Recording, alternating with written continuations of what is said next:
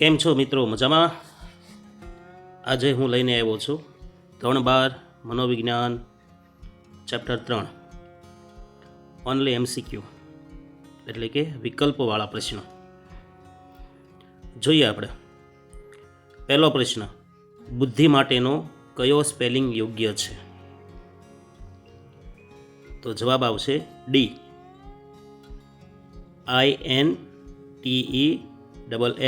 INTELLIGENCE એટલે કે intelligence. D જવાબ સાચો આવશે. બીજો પ્રશ્ન, બુદ્ધિ આંકનો ખ્યાલ કોણે આપ્યો છે? તો જવાબ છે એનો સ્ટર્ન એટલે કે વિલિયમ સ્ટર્ને. ત્રીજો પ્રશ્ન, બુદ્ધિના 3 પ્રકારો કોણે દર્શાવ્યા છે? તો એનો જવાબ છે ડી, સ્ટર્નબર્ગે. જેપી દાસે 5 સિદ્ધાંત આપ્યો, ગાર્ડનરે બહુવિધ બુદ્ધિનો સિદ્ધાંત આપ્યો અને ટર્મન સ્ટર્નબર્ગ. બુદ્ધિ ક્ષમતાનું માપન કરવાનું સૂત્ર કોણે આપ્યું? તો જવાબ આવશે સી, વિલિયમ સ્ટર્ને. બુદ્ધિ અંગેના ત્રિપરિમાણાત્મક સિદ્ધાંત કોણે દર્શાવ્યા? તો એનો જવાબ છે બી, ગિલફર્ડ. 3 પરિમાણમાં આવશે ક્રિયા, વસ્તુ, નિપજ. છઠ્ઠું, બુદ્ધિ અંગેનો ત્રિપુટી સિદ્ધાંત કોણે આપ્યો? તો જવાબ આવશે બી, સ્ટર્નબર્ગે. 3 ઘટક કહેવાય અથવા ત્રિપુટી સિદ્ધાંત કહેવાય, બંનેમાં આવશે સ્ટર્નબર્ગ. કયા મનોવૈજ્ઞાનિકે રચેલી અશાબ્દિક બુદ્ધિ કસોટી વિખ્યાત છે? તો જવાબ છે સી, રેવન, જેસી રેવન. 8મું, રેવનની બુદ્ધિ કસોટી કઈ સાલમાં રચવામાં આવી? તો એનો જવાબ છે સી, 1936માં. 9મું, પ્રતિભા સંપન્ન વ્યક્તિઓનો અભ્યાસ ઈસવીસન 1925માં કોણે શરૂ કર્યો હતો? તો પ્રતિભા સંપન્નનો અભ્યાસ તો ભાઈ સી જવાબ, ટર્મને કર્યો હતો. 10મું, કેટલી બુદ્ધિ ક્ષમતા ધરાવનાર વ્યક્તિનો સમાવેશ સામાન્ય કક્ષામાં થાય છે? તો જવાબ છે એનો 90 થી 109. 11મો પ્રશ્ન, મનોદુર્બળતા ધરાવતી વ્યક્તિનો બુદ્ધિઆંક કેટલો હોય છે?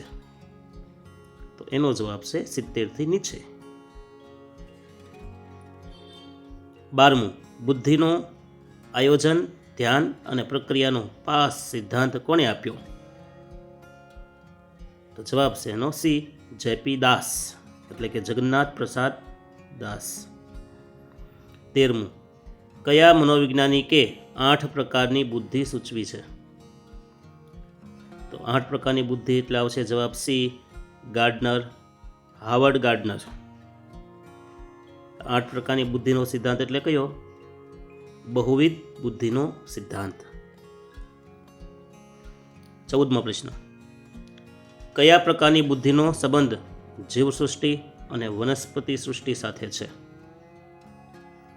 એનો જવાબ આવશે ડી, નૈસર્ગિક બુદ્ધિ. નૈસર્ગ એટલે પ્રકૃતિ, કુદરત. 15મું, લેખકોમાં કયા પ્રકારની બુદ્ધિ હોય છે અથવા પ્રગટ થાય છે? લેખક હોય એટલે તો જવાબ સી આવે, ભાષાકીય બુદ્ધિ. 16મું, નીચેનામાંથી કઈ વ્યક્તિમાં અવકાશી બુદ્ધિ વધારે હોય? તો એ આવશે શિલ્પીઓ. જો અવકાશી બુદ્ધિ એટલે જે કલ્પના રચી શકે.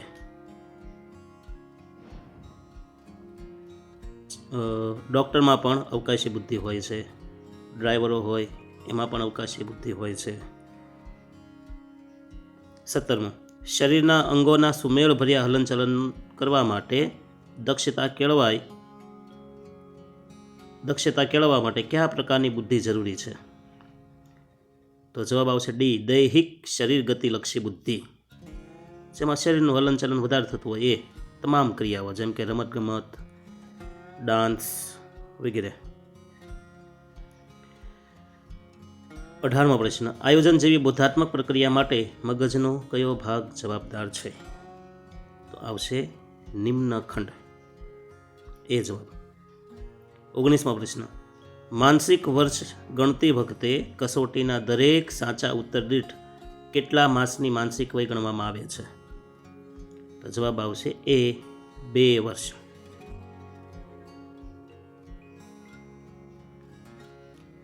બે ગણવામાં આવશે, 2 વર્ષ નહીં પણ 2. સ્ટેનફર્ડ બીને બુદ્ધિ કસોટી અંગ્રેજી ભાષામાં સૌપ્રથમ કોણે રજૂ કરેલી? તો આવશે પ્રોફેસર ટર્મન. 21. પ્રતિભા સંપન્ન વ્યક્તિનો બુદ્ધિઆંક કેટલો હોય છે? પ્રતિભા સંપન્ન એટલે કે આઉટસ્ટેન્ડિંગ, માઇન્ડ બ્લોઈંગ એવા વ્યક્તિ હોય એટલે જવાબ એ 130થી વધુ. 22. વ્યક્તિગત ભિન્નતાના આધારે બુદ્ધિની વ્યાખ્યા આપવાનો સૌપ્રથમ પ્રયાસ કોણે કર્યો? તો બુદ્ધિની પહેલી વ્યાખ્યા આપવાનો પ્રયાસ કર્યો હતો એબિંગહોસ. 23મો પ્રશ્ન. ખાલી જગ્યા એ બુદ્ધિ અંગેનો શરીરલક્ષી ચેતા મનોવૈજ્ઞાનિકનો દૃષ્ટિકોણ સ્વીકાર્યો હતો. કોણે સ્વીકાર્યો હતો એ? તો એમાં આવશે એ જેપી દાસ અને એના સાથી મિત્રો પણ હતા. એ જવાબ જેપી દાસ, જગન્નાથ પ્રસાદ દાસ.